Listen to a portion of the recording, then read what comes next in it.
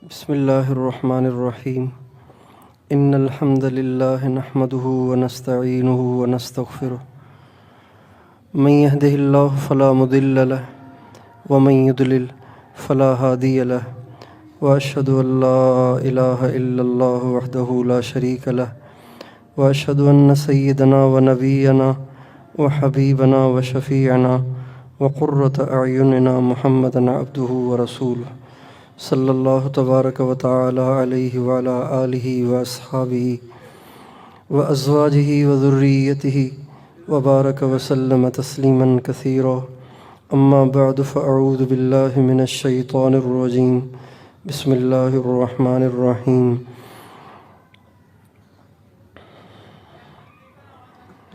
من عمل صالحا من ذکر او انثى وهو مؤمن فلنحيينه حياة طيبة ولنجزينهم أجرهم بأحسن ما كانوا يعملون سبحان ربك رب العزة عما يصفون وسلام على المرسلين والحمد لله رب العالمين اللهم صل على سيدنا محمد وعلى آل سيدنا محمد وبارك وسلم۔ میرے محترم بھائیوں اور دوستوں اور میری پردے میں بیٹھی ہوئی ماؤں بہنوں اور بیٹیوں، دنیا سے انسان نے جانا تو ضرور ہے، کسی کو اس سے چھٹکارا اور نجات نہیں ہے۔ کوئی مالدار بھی ہو اس کو بھی مرنا ہے، کوئی غریب ہو اس کو بھی مرنا ہے، کوئی طاقتور ہو اس کو بھی مرنا ہے، کوئی کمزور ہو اس کو بھی مرنا ہے، کوئی با اختیار ہو با اختیار اس کو بھی مرنا ہے، کوئی بے بس مجبور نہ اور بے یار و مددگار ہو اس کو بھی مرنا ہے۔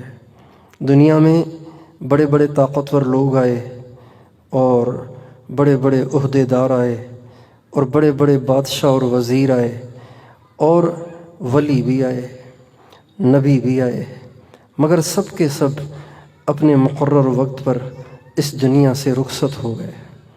بادشاہ بھی نہیں رہے، غریب بھی نہیں رہے، شاہ بھی نہیں رہے، گدا بھی نہیں رہے، امیر بھی نہیں رہے، غریب بھی نہیں رہے، اولیاء نہیں رہے، انبیاء نہیں رہے۔ حضرات صحابہ کرام فرماتے ہیں کہ جب مدینہ منورہ کی تاریخ میں سب سے زیادہ روشن دن وہ تھا جس دن سرکار دو عالم صلی اللہ علیہ وسلم مکہ سے ہجرت کر کے مدینہ تشریف لائے۔ جو ہی آپ آئے تو مدینہ جگمگا اٹھا، مدینہ روشن ہو گیا۔ یہ مدینہ کی تاریخ کا سب سے روشن دن تھا، اور جس دن سرکار دو عالم صلی اللہ علیہ وسلم کا انتقال ہوا تو وہ مدینہ کا سب سے زیادہ تاریک دن تھا۔ ایسے لگ رہا تھا جیسے اندھیرا چھا گیا ہے، سورج تو نکلا ہوا تھا، اس کے باوجود بھی ایسا لگ رہا تھا جیسے روشنی ہے ہی نہیں، جیسے روشنی اوجھل ہو گئی ہے، جیسے اندھیرا چھایا ہوا ہے۔ سرکار دو عالم صلی اللہ علیہ وسلم کے انتقال پر بچے بھی غمگین تھے، عورتیں بھی زار و قطار رو رہی تھیں، مرد بھی زار و قطار رو رہے تھے، کسی کو ہوش ہی نہیں تھا سرکار دو عالم کی وفات پہ۔ اماں فاطمۃ الزہرا رضی اللہ عنہا جو کہ اپنے والد گرامی سے بہت زیادہ محبت کرتی تھیں، تو وہ روتی تھیں اور ایک شعر پڑھتی تھیں، اور وہ شعر پڑھتے پڑھتے بے ہوش ہو جاتی تھیں۔ وہ فرماتی تھیں صبت علی مصائب لو انہا صبت علی الایام سرن لیالیا۔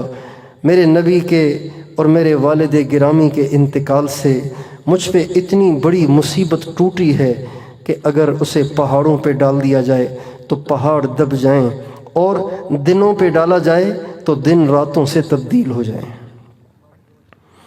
تو لیکن سرکار دو عالم صلی اللہ علیہ وسلم کو دنیا سے جانا پڑا۔ اللہ تعالیٰ نے حضرت جبریل علیہ السلام کو ہمارے نبی کے پاس بھیجا اور فرمایا اشما شئت فإنک میت۔ میرے نبی آپ جتنا چاہیں رہ لیں، لیکن آخر جانا تو پڑے گا، اس دنیا میں ہمیشہ تو کوئی بھی نہیں رہے گا۔ آپ جتنا چاہیں رہ لیں، آپ کو اختیار ہے، جتنی لمبی عمر آپ کہیں گے آپ کو دی جائے گی۔ آپ سے پہلے کسی نبی کو، کسی بڑے سے بڑے کو اتنا بڑا اختیار نہیں دیا گیا جتنا ہمارے نبی کو دیا گیا۔ ایک دفعہ ہمارے نبی نے خطبہ پڑھا، بیان فرمایا ممبر پہ کھڑے ہو کے، اس میں فرمایا اللہ نے ایک بندے کو اختیار دیا، چاہو تو دنیا میں رہو، چاہو تو میرے پاس آ جاؤ۔ آپ فرماتے ہیں اس بندے نے اللہ کے پاس جانے کو اختیار کر لیا۔ جب یہ آپ نے بات فرمائی تو حضرت ابوبکر صدیق رونے لگے۔ حضرت عبداللہ ابن عباس کہتے ہیں میں دل میں سوچنے لگا کہ اس بڑے میاں کو کیا ہو گیا، اس میں رونے کی کیا بات تھی؟ حضور نے ایک بات بتائی ہے کہ ایک بندے کو اختیار دیا گیا، چاہو تو دنیا میں رہو، چاہو تو ہمارے پاس آ جاؤ۔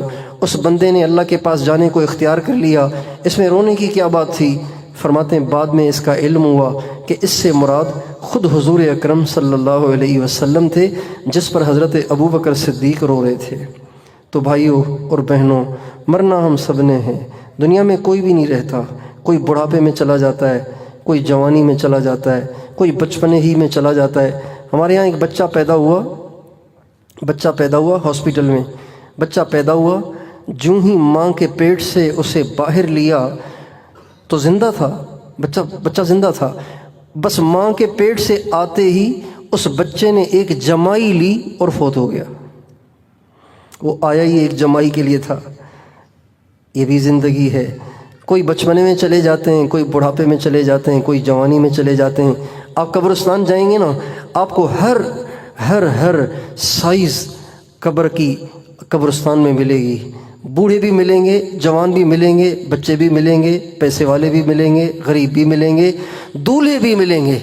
کتنے دولہے ہیں جو قبرستان میں دفن ہو گئے، کتنی دلہنیں ہیں جو قبرستان میں دفن ہو گئیں، کتنی ایسی بچیاں ہیں جن کے نکاح تو ہوئے رخصتی سے پہلے چلی گئیں، کتنے ایسے بچے ہیں جن کے نکاح تو ہوئے لیکن رخصتی سے پہلے دنیا سے چلے گئے۔ یہ بات بتا رہی ہے کہ دنیا میں کوئی رہنے کے لیے نہیں آیا، ہم سب نے جانا ہے، اور جہاں جانا ہے، جس جہان میں ہمیں جانا ہے، جس جہان کی طرف ہم جا رہے ہیں، وہاں نہ پیسہ چلتا ہے، نہ عہدہ چلتا ہے، نہ حسب نسب چلتا ہے، نہ ڈگری چلتی ہے، نہ دنیا کی عزت چلتی ہے، نہ دنیا کا ڈالر، درہم اور دینار اور ریال اور روپیہ چلتا ہے۔ وہاں تو نیک عمل چلتا ہے۔ وہاں کی کرنسی ڈالر نہیں ہے، وہاں کی کرنسی ریال نہیں ہے، وہاں کی کرنسی کویت کا دینار نہیں ہے، وہاں کی کرنسی آپ کا روپیہ نہیں ہے، وہاں کی کرنسی نیک اعمال ہیں۔ جس کے پاس نیک اعمال ہوں گے وہ بچ جائے گا، اور جس کے پاس نیک اعمال نہیں ہوں گے وہ ہلاک ہو جائے گا، برباد ہو جائے گا۔ اس لیے ہمیں اس بات کی ہر وقت کوشش کرنی چاہیے کہ میرے جسم سے ہر آن ہر گھڑی نیک اعمال صادر ہوں۔ نیک اعمال کا فائدہ قبر میں بھی ہوتا ہے، نیک اعمال کا فائدہ قیامت میں بھی ہوتا ہے، نیک اعمال کا فائدہ حشر میں بھی ہوگا، نیک اعمال کا فائدہ آخرت میں بھی ہوگا۔ نیک اعمال اتنی بڑی نعمت ہیں کہ اس کا فائدہ انسان کو دنیا میں بھی ہوتا ہے، دنیا میں بھی نیک عمل کا فائدہ ہوتا ہے۔ آپ سوچیں گے کیا فائدہ ہوتا ہے؟ نماز میں تو ٹائم لگتا ہے، ٹائم ضائع ہوتا ہے، دفتر سے اٹھ کے نماز کے لیے جانا پڑتا ہے، دکان سے اٹھ کے نماز کے لیے جانا پڑتا ہے، اور کتنی ساری حرام کاریوں کو چھوڑنا پڑتا ہے۔ تو دنیا میں کیا فائدہ ہوا؟ اللہ تعالیٰ فرماتے ہیں من عمل صالحا من ذکر او انثى وهو مؤمن فلنحيينه حیاة طیبہ ولنجزینهم اجرهم باحسن ما كانوا يعملون۔ اللہ فرماتے ہیں جو مرد جو عورت نیک عمل کرے گا نا، نیک عمل کرے گا، اللہ تعالیٰ فرماتے ہیں میری گارنٹی ہے، میری ضمانت ہے، میں اس کی زندگی کو خوبصورت کر دوں گا۔ نیک عمل پر اللہ تعالیٰ کا وعدہ ہے کہ میں اس کی زندگی کو خوبصورت کروں گا، اور 3 دفعہ اللہ نے کہا ہے ضرور، بضرور، یہ 3 دفعہ ہے قرآن میں 3 دفعہ ضرور کا لفظ اللہ نے بول کر پھر فرمایا ہے نیک عمل کرنے والے کی زندگی بنانا میری ذمہ داری ہے۔ نیک عمل اتنی مفید چیز ہے۔ قرآن پاک میں سورہ کہف ہے، سورہ کہف میں اللہ تعالیٰ نے ایک واقعہ بیان کیا ہے۔ موسیٰ علیہ السلام، خضر علیہ السلام ایک بستی کے پاس سے گزر رہے تھے، بھوک لگی تو موسیٰ علیہ السلام حضرت خضر علیہ السلام سے کہنے لگے کہ حضرت بھوک لگ رہی ہے تو ان بستی والوں سے آپ کہیں کہ ہمیں کوئی روٹی ووٹی کھلا دیں، مہمان نوازی کریں، بھوک لگی ہے۔ تو حضرت خضر علیہ السلام نے ان بستی والوں سے کہا کہ بھئی ہم مسافر ہیں دونوں، آپ ہمیں کھانا کھلائیں گے؟ ان کا جاؤ یہاں سے آگے جا کے کہیں کھاؤ، ہم نہیں کھلائیں گے کھانا۔ اس بستی والوں نے کھانا کھلانے سے انکار کر دیا۔ اچھا، اللہ کی شان، اسی بستی میں ایک دیوار تھی جو اتنی بوسیدہ ہو گئی تھی کہ قریب تھا کہ وہ دھڑام سے گر جائے۔ اسی بستی میں وہ دیوار تھی۔ جب وہ اس دیوار کے پاس سے حضرت موسیٰ علیہ السلام، خضر علیہ السلام گزرے تو موسیٰ علیہ السلام سے خضر علیہ السلام کہنے لگے، موسیٰ ذرا ادھر آؤ، ذرا اس کو کندھا دو، ہم نے اس دیوار کو گرنے سے بچانا ہے اور اس کو مضبوط کرنا ہے۔ موسیٰ علیہ السلام کہنے لگے، عجیب بات ہے، روٹی تو یہ کھلا نہیں رہے، اتنے کنجوس اور بخیل ہیں، آپ کہہ رہے ہیں کہ ان کی دیوار کو سیدھا کرنا ہے، یہ کوئی بات ہے؟ دیوار کو کیسے سیدھا کریں؟ روٹی تو انہوں نے کھلائی نہیں۔ تو خضر علیہ السلام کہنے لگے، موسیٰ بات یہ ہے کہ یہ دیوار اس دیوار کے نیچے ایک خزانہ ہے، سونے کی ایک تختی ہے، اور وہ سونے کی تختی ایک خزانہ ہے، اور وہ خزانہ 2 یتیم بچوں کا ہے جن کا باپ بھی نہیں ہے، ان کی ماں بھی نہیں ہے، وہ بیچارے بچے لاوارث ہیں۔ اللہ کا ایک نظام ہے، اللہ کی طرف سے یہ طے شدہ بات ہے کہ وہ بچے جب بڑے ہو جائیں گے پھر یہ دیوار گرے گی اور یہ خزانہ ان 2 بچوں کو ملے گا اور وہ اپنی زندگی اچھی بسر کریں گے اس خزانے کو استعمال کر کے۔ تو موسیٰ علیہ السلام کہنے لگے، اتنی کیا ضرورت پیش آ گئی ہے ان یتیموں کے خزانوں کی حفاظت کی؟ تو حضرت خضر علیہ السلام کہنے لگے، اما الجدار فکان لیتیمین فی المدینۃ وکان تحتہ کنز لہما وکان ابوہما صالحا۔ کہنے لگے، موسیٰ بات یہ ہے کہ ان کا جو 7واں دادا تھا نا، ان کا جو 7واں دادا تھا وہ بڑا نیک تھا، اور اللہ چاہتا ہے میرے نیک بندے کی اولاد کبھی کسی کی محتاج نہ ہو اور کبھی پریشان نہ ہو۔ ایک نیک بندہ، اس کی 7ویں نسل کے رزق کی حفاظت کے لیے اللہ نے 2 نبی بھیج دیے۔ بتائیے نیک عمل کا فائدہ ہے کہ نہیں ہے؟ نیک عمل کا فائدہ ہے کہ نہیں؟ 7ویں نسل بھی اپنے 7ویں دادا کی نیکی کی وجہ سے عزت اور عافیت کی زندگی گزار رہی ہے۔ میرے دوستو، آج ہم بولتے ہوئے، دیکھتے ہوئے، کرتے ہوئے، برتتے ہوئے اور کسی سے سلوک اور برتاؤ کرتے ہوئے یہ نہیں سوچتے کہ میرا یہ برتاؤ اور میرا یہ عمل اور میرا یہ دیکھنا اور میرا یہ سننا اور میرا یہ بولنا کہیں برا عمل تو نہیں بن رہا۔ اگر برا عمل بنے گا تو اس برے عمل کا اثر آخرت پہ الگ پڑے گا اور دنیا پہ الگ پڑے گا۔ ہمارے نبی کا ارشاد ہے، انسان کی زندگی پر اس کے بولوں کا، اس کی زبان سے نکلنے والے بولوں کا اتنا اثر ہے کہ ہمارے نبی فرماتے ہیں ایک شخص ساری زندگی نیکیاں کرتا ہے اور نیکیاں کرتے کرتے قریب ہوتا ہے کہ اس کے لیے جنت کا فیصلہ ہو جائے، اس کی زبان سے ایک ایسا بول نکل جاتا ہے جو اللہ کو بہت ناپسند ہوتا ہے، جس کی وجہ سے اللہ اس کی زندگی کی ساری نیکیوں کو برباد کر کے اس کو دوزخ میں ڈال دیتا ہے۔ اس لیے میرے دوستو، ہم اس دنیا میں نیکیاں کرنے آئے ہیں، اللہ کو راضی کرنے آئے ہیں، نیک اعمال کرنے آئے ہیں۔ اور نیک عمل کیا ہے؟ ہر وہ کام جس کا حکم ہمارے نبی نے دیا یا ہمارے نبی نے وہ کر کے دکھایا، وہ نیک عمل ہے۔ ہمارے نبی کے طریقے پہ کھانا، ہمارے نبی کے طریقے پہ پینا، ہمارے نبی کے طریقے پر بولنا، ہمارے نبی کے طریقے پہ شادی بیاہ اور غمی اور خوشی، ہمارے نبی کے طریقے پہ تجارت اور زراعت اور ملازمت، ساری زندگی اپنے نبی کے طریقے پہ گزارنا، اس کو کہتے ہیں نیک عمل۔ کتنا آسان ہے اللہ کو راضی کرنا اور جنت بنانا اور اپنی دنیا کو سنوارنا، کتنا آسان ہے کہ جس میں 1 روپے کا بھی خرچہ نہیں ہے۔ تو اس لیے میں اور آپ اس کی نیت کریں، انشاءاللہ ساری زندگی نیک اعمال کریں گے اور برے اعمال سے بچیں گے، کریں گے کوشش انشاءاللہ۔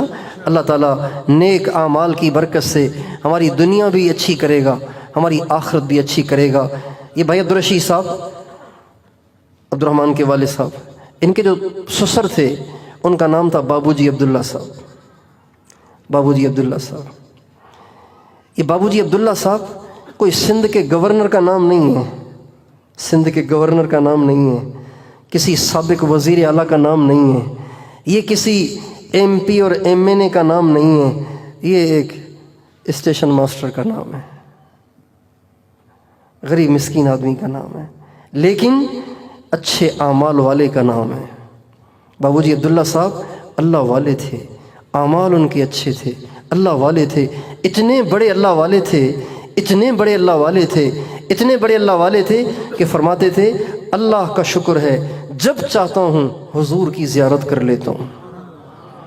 لوگ اپنی زندگیاں کھپا دیتے ہیں، ریاستیں کرتے کرتے، مجاہدے کرتے کرتے، راتیں جاگتے جاگتے گزار دیتے ہیں، لیکن ان کو حضور کا دیدار نہیں ہوتا۔ بابوجی فرماتے تھے میں جب چاہتا ہوں حضور کا دیدار کر لیتا ہوں۔ اور ان کی زندگی میں ان کو جب کبھی بھی کوئی مشکل پیش آتی تھی تو اس کو حل کروانے کے لیے وہ کسی بزرگ کے پاس نہیں جاتے تھے، سارے بزرگوں کے بزرگ کی خدمت میں حاضر ہو کے ان سے اپنے مسئلے کا حل پوچھتے تھے۔ نبیوں کے امام کی زیارت ہوتی تھی، ہر پریشانی ہر مسئلے میں سرکار دو عالم صلی اللہ علیہ وسلم سے پوچھتے تھے، اتنی ان کو کثرت سے آپ علیہ السلام کی زیارت ہوتی تھی۔ فرماتے ہیں کہ ابتدائی زمانے میں مجھے پہلی دفعہ نبی کریم صلی اللہ علیہ وسلم کی زیارت ہوئی، اور آپ کے ساتھ حضرت ابو بکر صدیق رضی اللہ عنہ بھی تھے۔ حضرت ابو بکر صدیق نے نبی کریم صلی اللہ علیہ وسلم نے حضرت ابو بکر صدیق سے کہا ابو بکر یہ عبداللہ مجھ تک پہنچنا چاہتا ہے لیکن اس میں اتنی ہمت نہیں ہے، تو اس کو مجھ تک پہنچا دے۔ کہتے ہیں جب آپ علیہ السلام نے یہ فرمایا تو حضرت ابو بکر صدیق نے میرے دل پر انگلی رکھ کر 3 دفعہ کہا اللہ اللہ اللہ۔ تو فرماتے جب میری آنکھ کھلی تو میرا رواں اللہ کے نبی کی محبت سے، اللہ کی معرفت سے منور ہو چکا تھا، اور اللہ نے ایسے پھر 7 طبق ان کے روشن کیے، ایسی ان کو اپنی معرفت دی، ایسی ان کو اپنی معرفت دی کہ دنیا میں بہت تھوڑے لوگوں کو اللہ تعالیٰ اپنا اس درجے کا قرب عطا کرتا ہے۔ اور مجھے ان کے ایک خادم نے بتایا کہ حضرت بابوجی عبداللہ صاحب فرماتے تھے اللہ کا شکر ہے روزانہ 24,000 مرتبہ درود پاک پڑھتا ہوں، 24,000 مرتبہ روزانہ درود پاک پڑھتا ہوں، اور کوئی کام سنت سے ہٹ کے نہیں کرتے تھے، ہر کام میں دیکھتے تھے کہ حضور کی سنت کیا ہے۔ کتنا عرصہ ہو گیا ان کے انتقال کو، آج بھی ہم ان کا ذکر خیر کر رہے ہیں، اور یہ ذکر خیر ہوتا رہے گا جب تک سورج مغرب سے طلوع نہ ہو، جب تک قیامت کا ڈنکا نہ بجے، تب تک ان اللہ والوں کے تذکرے ہوتے رہیں گے، ان اللہ والوں کے تذکرے ہوتے رہیں گے، ان کا ڈنکا بجتا رہے گا، اس لیے کہ ان کا تعلق اس ذات کے ساتھ ہے جو ذات ہمیشہ باقی رہے گی۔ اس لیے زندگی بابوجی عبداللہ صاحب بھی گزار گئے، زندگی ہم اور آپ بھی گزار رہے ہیں۔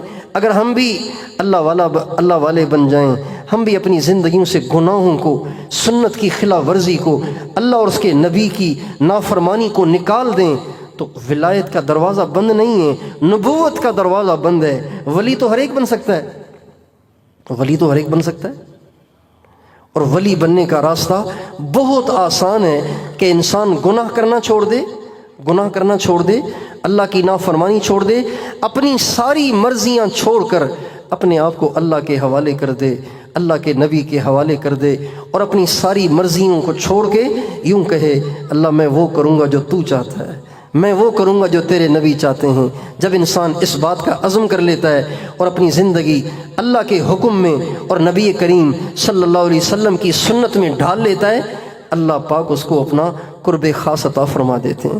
تو میں بھی اس کی نیت کرتا ہوں، آپ بھی اس کی نیت کر لیں کہ انشاءاللہ ہم بھی اللہ والے بننے کی کوشش کریں گے نا کوشش انشاءاللہ۔ ہمارے حضرت جی دامت برکاتہم، حضرت جی پیر ذوالفقار صاحب نقشبندی دامت برکاتہم العالیہ فرماتے ہیں کہ اللہ تعالیٰ نے مجھے جو کچھ دیا وہ بابوجی عبداللہ کی برکت سے دیا۔ اللہ تعالیٰ نے ان سے لاکھوں نہیں کروڑوں انسانوں کی ہدایت کا کام لیا۔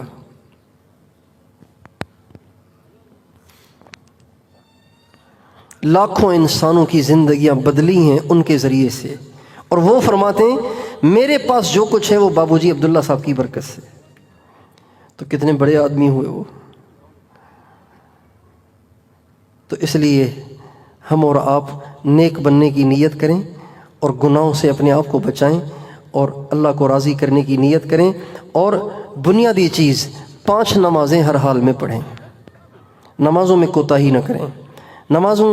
نمازوں میں کوتاہی ہو رہی ہے. بہت سے لوگ پکے نمازی ہیں لیکن فجر نہیں پڑھتے ہیں تو اٹھتے نہیں ہیں, قضا کر کے پڑھتے ہیں. بہت سے لوگ, ان سے پوچھیں اچھا جی نماز چل رہی ہے, اللہ کا شکر ہے 5 نمازیں جماعت کے ساتھ, بس فجر کی قضا ہو جاتی ہے باقی سب ٹھیک ہے. ارے توبہ توبہ. اگر آپ کسی سے کہیں کہ ماشاءاللہ آپ پنجاب سے آ رہے ہیں, سارا سفر صحیح گزر گیا, کہاں اللہ کا شکر ہے سارا سفر صحیح گزر گیا, بس راستے میں ایک ٹائر گاڑی کا نکل گیا تھا. تو جس گاڑی کا ٹائر نکل جائے وہ گاڑی, اس کا کیا اثر ہوگا؟ ایک ٹائر جس گاڑی کا نکل جائے وہ کتنی کلا بازیاں کھائے گی بھائی, اس گاڑی کا کیا اثر ہو جائے گا؟ چلتی گاڑی میں سے 120 اسپیڈ پہ جا رہی ہو, اس کا ٹائر ہی نکل جائے, اس گاڑی کا کیا اثر ہوگا؟ اس میں بیٹھنے والے بچ جائیں گے. ہمارے نبی کا ارشاد ہے, ایک نماز قضا کرنے والا جان کر نماز قضا کرنے والا اسلام کے دائرے سے باہر چلا جاتا ہے. اس کو لوگ گناہ نہیں سمجھتے. نماز کے چھوڑنے اور نماز میں سستی کو لوگ اتنا بڑا جرم نہیں سمجھتے جتنا بڑا جرم یہ ہے. اتنا بڑا جرم تو ہے کہ حضرت امام حسین نے کربلا میں بھی نماز میں غفلت نہیں برتی, سستی نہیں برتی. اپنے ساتھیوں سے یہ نہیں کہا ذرا ابن زیاد اور شمر سے نمٹ جائیں پھر نمازیں بھی پڑھتے رہیں گے, یہ بھی تو اللہ کا کام کر رہے ہیں نا. یہ نہیں کہا ذرا ان سے نمٹ لیں پھر نمازیں پڑھتے رہیں گے, ساری زندگی پڑھی ہیں بعد میں بھی پڑھ لیں گے بھائی, اللہ بڑا غفور رحیم ہے. یہ نہیں کہا. چلتی جنگ میں, برستے تیروں میں, چلتی تلواروں میں, برستے نیزوں میں حضرت امام حسین کو نماز بھولی نہیں, نماز ان کو یاد تھی. اور فرمانے لگے جنگ بعد میں ہوگی, پہلے نماز ہوگی. جب ان سے اس حال میں معاف نہ ہوئی تو آپ تو دکان پہ بیٹھے رہتے ہیں, میں تو گھر میں بیٹھا رہتا ہوں. یہ نوجوان تھڑوں پہ بیٹھے رہتے ہیں, گپیں لگاتے رہتے ہیں, گھٹکے کھاتے رہتے ہیں, موبائل سے کھیلتے رہتے ہیں اور اذان سن کے مسجد میں نہیں آتے. کل قیامت کے دن یہ امام حسین کا سامنا کر پائیں گے؟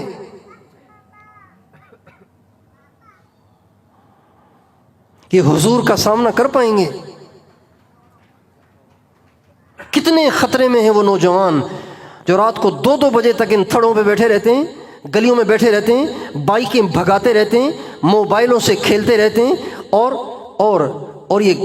یہ مین پوڑی کھاتے رہتے ہیں. رات کو 2 بجے سوتے ہیں, پھر صبح کو 10 بجے اٹھتے ہیں. کیا ہوگا ان کا؟ یہ کہاں جا رہے ہیں؟ کتنے بڑے نقصان میں جا رہے ہیں.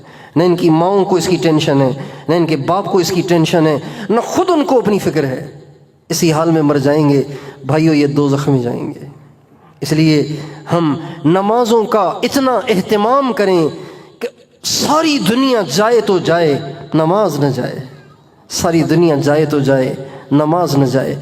تو 5 نمازیں مرتے دم تک جماعت کے ساتھ اہتمام سے. آپ میں سے کون کون پڑھے گا انشاءاللہ؟ پڑھیں گے نا؟ نمازیں شروع کرو یار. پورے پھلیلی میں کوئی بے نمازی نہ ہو, ایسی محنت کریں. کتنی اللہ کی رحمتیں آئیں گی, کتنی اللہ کی برکتیں آئیں گی.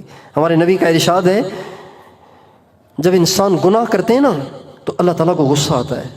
اللہ پاک ان پہ عذاب بھیجنے کا ارادہ کر لیتے ہیں, لیکن جب اللہ مسجد کو آباد کرنے والے لوگوں کو دیکھتے ہیں تو ان کے طفیل اللہ ان کو بھی معاف کر دیتے ہیں اور اپنے بھیجے ہوئے عذاب کو واپس بلا لیتے ہیں. مسجدوں کو آباد کرنا, نمازیں پڑھنا, مسجدوں کو آباد کرنا اللہ کو اتنا پسند ہے. اس لیے ہم اپنی مسجدوں کو آباد کریں. اور جو فارغ اوقات ہیں وہ بجائے تھڑوں پہ بیٹھنے کے, دکانوں پہ بیٹھنے کے, یہ گلیوں میں پڑی ہوئی بینچوں پہ بیٹھنے کے, بائکوں پہ بیٹھنے کے, جا کے مسجد میں بیٹھ جایا کریں. مسجد میں فرشتوں کی صحبت ہے, فرشتوں کا ماحول ہے. آپ فرشتوں کی صحبت میں رہیں گے تو آپ بھی فرشتے بن جائیں گے, یعنی آپ بھی اللہ کے فرما بردار بن جائیں گے جیسے فرشتے فرما بردار ہیں. اپنے فارغ اوقات کو مسجد میں گزارنے کی کوشش کریں. ہم لوگ گئے صومالیہ, وہاں پہ ہم نے یہ معمول دیکھا کہ جو آدمی دکان سے فارغ ہوا سیدھا مسجد, دفتر سے فارغ ہوا سیدھا مسجد, اسٹوڈنٹس اسکول کالج میں پڑھنے والے وہاں سے فارغ ہوئے سیدھے مسجد، اپنا ہوم ورک بھی بیٹھ کے مسجد میں کر رہے ہوتے تھے۔ جمعے کی نماز کے لیے 9:30 10 بجے مسجد میں آ جاتے تھے، بیٹھے ہوئے جمعے کے انتظار میں۔ اتنے نماز کے پابند، اتنے نماز کے پابند، اور اس کی برکت سے وہاں زنا نہیں ہے، فحاشی نہیں ہے، عریانی نہیں ہے، اور زنا کے نہ ہونے کی وجہ سے وہاں بیماریاں نہیں ہیں۔ ایک علاقے میں ہماری تشکیل ہوئی تو معلوم ہوا کہ یہاں ہاسپیٹل ہے، ہر جگہ ہاسپیٹل نہیں ہے، ہر جگہ چھوٹے چھوٹے کلینک بھی نہیں ہیں۔ ایک شہر میں، بڑا شہر تھا، وہاں پہ ایک ہاسپیٹل تھا، تو ہمیں کسی نے بتایا کہ یہاں پاکستان کے بہت بڑے ڈاکٹر ہیں، چل کے ان سے ملتے ہیں۔ میں نے کہا چلو جی مل لیتے ہیں۔ ہم گئے تو وہ بیچارہ باہر دھوپ میں کرسی پہ بیٹھا اخبار پڑھ رہا تھا۔ میں نے کہا مریض نہیں ہے کیا اندر؟ کہا ہسپتال خالی ہے، یہاں کوئی مریض نہیں ہوتا، لوگ بیمار ہوتے ہی نہیں ہیں۔ تو میں نے کہا آپ کی کیا ڈگری ہے؟ آپ نے کہاں سے MBBS کیا؟ کہا میں ڈسپینسر ہوں، ان کے لیے بہت بڑا ڈاکٹر ہوں۔ بیمار وہاں لوگ ہوتے ہی نہیں، ہوتے ہی نہیں ہیں۔ ہوتا بھی ہے کوئی تو اس کو بخار ہوتا ہے، نزلہ ہوتا ہے، کھانسی ہوتی ہے، سر میں درد ہوتا ہے، بس اس کے علاوہ کوئی بیماری نہیں وہاں پہ۔ ہمارے ایک ساتھی کی آنکھوں کا مسئلہ ہوا تو میں نے ایک ساتھی سے کہا کہ یہاں کوئی آنکھوں کا ڈاکٹر ہے؟ کہا ایک ڈاکٹر ہے تو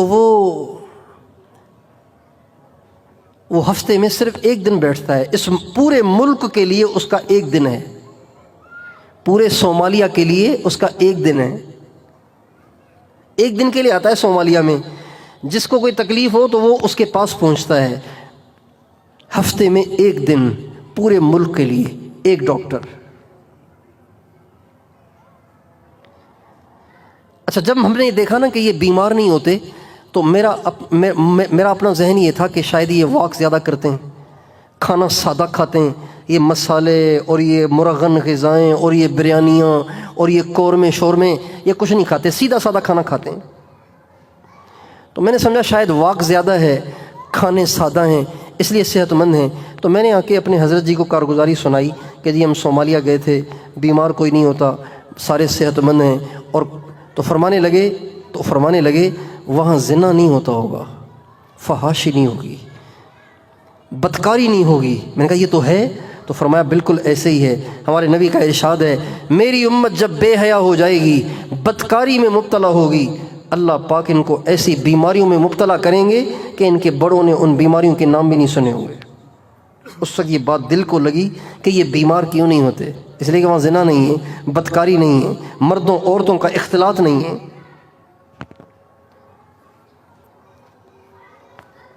اس لیے نمازوں کا اہتمام کریں، اپنے فارغ اوقات کو مسجد میں گزارا کریں، اور عورتیں اپنے فارغ اوقات کو مصلی پہ گزاریں۔ آپ نے ناشتہ تیار کر لیا، اب آپ فارغ ہیں، اب آ کے مصلی پہ بیٹھ جائیں۔ بلکہ ہر گھر کے اندر ایک کونا ایسا ہونا چاہیے، اگر چھوٹا گھر ہے تو ایک مصلی کی جگہ، بڑا گھر ہے 5-7 مصلوں کی جگہ ایسی مخصوص کرنی چاہیے ہر گھر میں، جس کو مسجد البیت کہتے ہیں، گھر کی مسجد۔ اس میں قرآن رکھا رہے، ایک دراز میں قرآن رکھا رہے، تسبیح لٹکی رہے، مصلی بچھے رہیں، عورتیں ہمیشہ نماز پڑھیں تو وہاں پڑھیں، قرآن پڑھیں تو وہاں پڑھیں، ذکر کریں تو وہاں بیٹھ کے کریں۔ ادھر کچن سے فارغ ہوئی، جا کے مسجد البیت میں بیٹھ جائے۔ ہر گھر میں یہ ہونا چاہیے۔ تو اپنے گھروں میں کون کون مسجد البیت بنائے گا؟ بنائیں گے اپنے گھروں میں مسجد البیت؟ اور اگر کسی کا گھر بہت ہی تنگ ہے نا، بہت ہی تنگ ہے، تو 2 مصلوں جتنا ایک تختہ بنا لیں، اتنا اونچا ہو چوکی کی طرح، 2 مصلوں کی جگہ وہ تختہ بنا لیں، اس تختے کو بچھا کے اس پہ مصلی بچھا کے اس پہ عورتیں نماز بھی پڑھیں، ذکر بھی کریں، تلاوت بھی کریں، اور جب گھر کی صفائی ہو اور نماز پڑھ چکیں تو اس تختے کو کھڑا کر لیں۔ یہ تو ہر غریب سے غریب، چھوٹے سے چھوٹے گھر والا کر سکتا ہے۔ اپنے فارغ اوقات کو مسجد میں، عورتیں گھروں کی مسجد میں اور مصلی پہ گزارنے کی کوشش کریں۔ جھوٹ سے بچیں، غیبت سے بچیں، میوزک سے بچیں، انٹرنیٹ کے غلط استعمال سے بچیں۔ اللہ تعالی ہم سب کو اس کی توفیق عطا فرمائے، اور مرنے سے پہلے توبہ تائب ہو کر نیکی کی زندگی عطا فرمائے۔ کریں گے کوشش انشاءاللہ۔